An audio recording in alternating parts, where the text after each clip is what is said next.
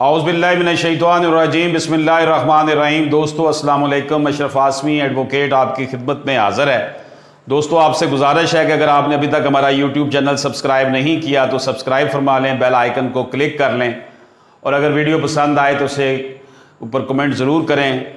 दोस्तों अगर आप किसी मशावरत के लिए, कानूनी मशावरत के लिए हमसे रब्ता करना चाहते हैं तो स्क्रीन पर आपको मेरा व्हाट्सएप नंबर नज़र आ रहा होगा, आप इस पर वॉइस मैसेज भेज सकते हैं। वॉइस मैसेज का जवाब हम वॉइस मैसेज के ज़रिए ही देंगे।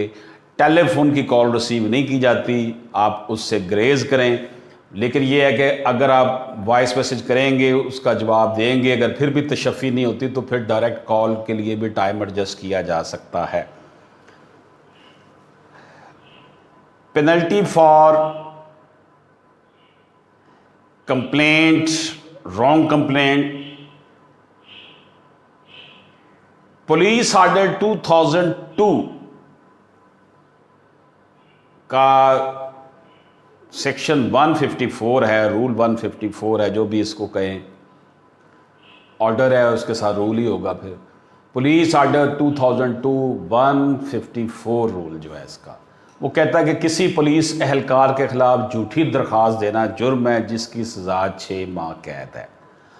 अब यहाँ पर कौन डिटरमिन करेगा कि ये पुलिस ऑफिसर के ख़िलाफ़ झूठी दरख्वास्त दी गई है? क्योंकि पुलिस एहलकारों के ख़िलाफ़ अगर कोई दरख्वास्त देनी है, पुलिस के पास ही वो जानी है, उन्होंने तो अपने ही साथी का साथ देना है। डिटरमिन करना अदालत का काम है कि अदालत डिटरमिन करेगी। अब हमारा अदालती निज़ाम जो है वो इतना स्लो काम करता है, उसमें फिर प्रोसिक्यूशन के अमल के दौरान पुलिस का तावन नहीं होता, प्रोसिक्यूशन डिपार्टमेंट का तावन नहीं होता, काम इतना लटक जाता है कि जैसे अभी हमने देखा कि 9 साल बाद अतीका ऑडो को शराब की बोतलें जो उसके ऊपर केस था उससे उसको बरी कर दिया गया है। तो ये क्रिमिनल केस था, 9 साल बाद इसका फ़ैसला हुआ है। तो गोया निज़ाम अदल इतना सुस्त है कि लोग कहते हैं कि जनाब क्या हम किसी के ख़िलाफ़ दरख्वास्त दे के बैठ जाएंगे तो उसका रिज़ल्ट क्या निकलेगा।